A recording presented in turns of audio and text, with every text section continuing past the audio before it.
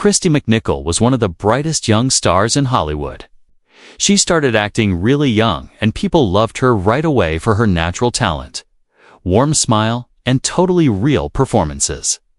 By her 20s, she had done things most actors only dream about: 2 Emmy Awards, hit TV shows, and movies that made her a household name. Everything looked great, and nothing seemed like it could stop her. But then, out of nowhere, she was just gone. No goodbye, no explanation, just silence. Fans were confused and worried, trying to figure out why someone doing so well would walk away from all that fame and money. For a long time, nobody knew. Now, at 63, Christy McNichol is finally ready to share the real reason she left Hollywood. And what she has to say might really surprise you. Kristy didn't grow up rich or well-connected. She was born on September 11, 1962. Ended up in Hollywood by accident. Her mom, Carolyn McNichol, was just trying to make ends meet. Carolyn wasn't chasing stardom for her kids.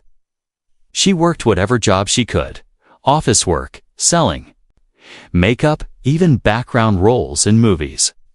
One day, with no babysitter, she brought Kristy and her older brother Jimmy to a small movie set.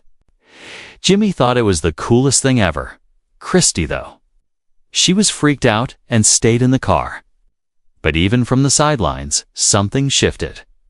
A crew member casually mentioned that kids might be good for commercials. Just a random comment, but it changed everything. Auditions happened, commercials turned into TV work, and Kristy stood out immediately. She didn't just say her lines, she made you feel things, way more than you'd expect from a kid. When she was just 14, she landed the role of Buddy on a well-loved show called Family, and that role changed her whole life. But behind the cameras, things at home were already a mess.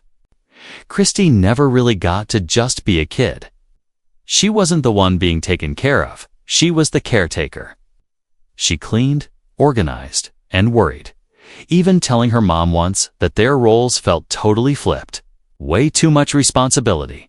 Way too young. On set, she treated acting like a serious job, ready, focused, and acting way more grown up than she actually was. People really connected with that maturity in her performances. While other kids were figuring themselves out, Kristy was already being watched, judged, and defined. Fame came to her early, but it wasn't free. Even while the spotlight lifted her, it quietly took away something she could never get back. Her childhood. By the late 1970s, Christy McNichol was one of the most recognizable faces on TV. Her work on Family earned her an Emmy nomination in 1980, proof of what everyone already felt. She was rare, a young actress with emotional depth beyond her years. Her career branched out to 1977. She performed in a holiday TV special with the Carpenters. Then she and brother Jimmy recorded an album for a big record label, riding the teen pop wave with modest chart success and a fancy launch party in New York City. TV appearances kept piling up: talk shows, celebrity events, her face everywhere. In 1978, she delivered a haunting performance in the TV movie Summer of My German Soldier.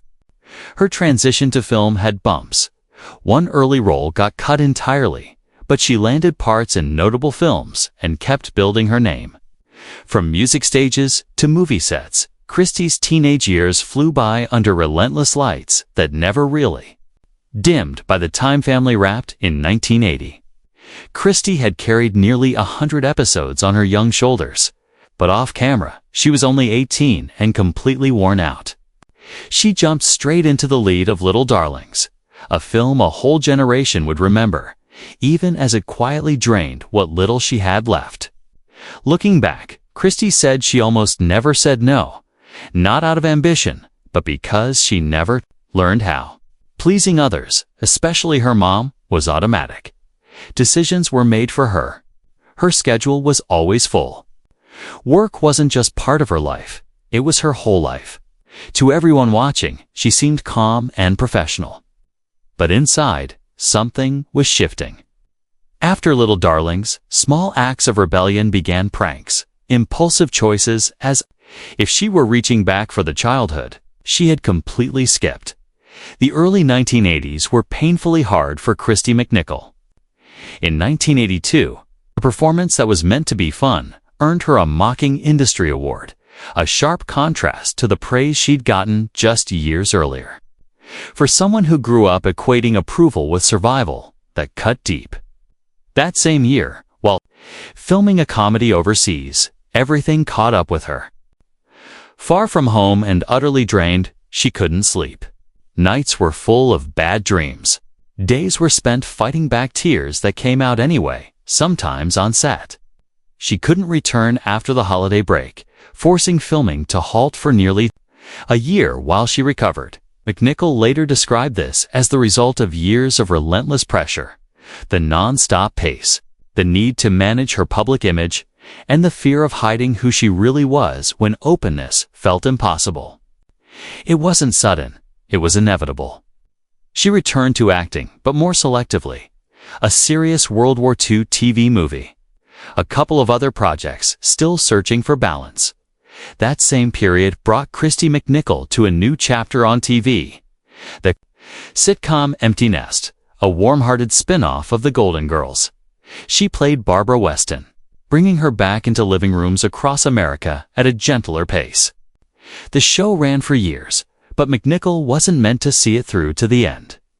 Partway through season 5, she walked away after being diagnosed with bipolar disorder. Her health had to come first. Though deeply missed, she returned for the series finale in 1995, an emotional goodbye that would be her last screen appearance. Even after stepping out of the spotlight, her voice kept finding its way into storytelling. In the late 1990s, she did voice acting for animated TV shows, bringing characters to life without the pressure of public visibility. It was a softer, quieter ending to a long and demanding career. Christy McNichol's departure from Hollywood wasn't a sudden escape. It was a slow and deeply personal unraveling shaped by pressure, silence, and the cost of early fame. People had fallen in love with her as the warm, relatable Buddy Lawrence. On Family, a role that made her feel like part of millions of living rooms. Almost overnight, she was swept into Hollywood's brightest circles. But behind the applause, the pace was relentless. Expectations grew louder, privacy shrank, and the joy that once fueled her slowly eroded. The first real hint things weren't okay came in 1995 when she returned for the Empty Nest finale and spoke openly about battling something like manic depression, now understood as bipolar disorder. That was a huge thing to admit when such conversations were hushed. Walking away, she said, was the hardest decision of her life. Staying meant sacrificing her well-being, and she could no longer afford that bargain. In 2001, she made it official, announcing retirement and saying it was time to stop playing roles and finally live as herself. She called it the best decision she ever made. For most of her career, Christy McNichol quietly carried the weight of rumors about her sexuality. They followed her from a young age, growing louder as tabloids searched for shadows behind her smile. For someone already grappling with so much, that scrutiny was one more heavy burden. It wasn't until 2012 that she chose to reclaim her story, coming out publicly as a lesbian and revealing she had been in a committed relationship with her partner, Marty Allen, for over 2 decades. Her decision wasn't about publicity. It was driven by compassion, hoping her honesty might comfort young people feeling isolated or bullied for who they are. Her journey was also shaped by grief. Before Marty, she had shared a relationship with actress Elizabeth Brooks, whose death from brain cancer in 1997 left a lasting mark, deepening her resolve to step away and tend to her healing. But leaving Hollywood didn't mean leaving creativity behind. McNichol found renewal through music, enrolling at Los Angeles Valley College, joining the choir, and throwing herself into learning and expression. Music became a gentle second act. Less about la coup, less about applause, more about fulfillment. Through the college's foundation, she gave back, supporting the art that helped her rediscover her voice. After years of being swept along by fame's highs and lows, Christy McNichol finally found something Hollywood never gave her: stillness. Stepping away left a quiet ache for fans who grew up watching her, but for McNichol, it brought clarity rather than regret. Life settled into something calm and deeply satisfying. Home became peaceful. Music brought joy. Travel offered perspective. These simple pleasures, once crowded out by relentless schedules, now defined her days. One place especially holds her heart: Hawaii, drawn to its rhythm and sense of escape. Her happiness no longer comes from scripts or spotlights, but from listening inward and honoring what truly fulfills her. She's found purpose in giving back and in life with her longtime partner, Marty Allen. The life she built wasn't handed. To her, it was chosen carefully, far from red carpets and cameras. When asked if she might ever return to acting, she doesn't close the door entirely. That quiet never say never speaks not of longing, but of peace with the past and confidence in the present. Christy McNichol's story doesn't end with a comeback or a curtain call. It ends with something far rarer in Hollywood: a life lived honestly, lovingly, and completely on her own terms.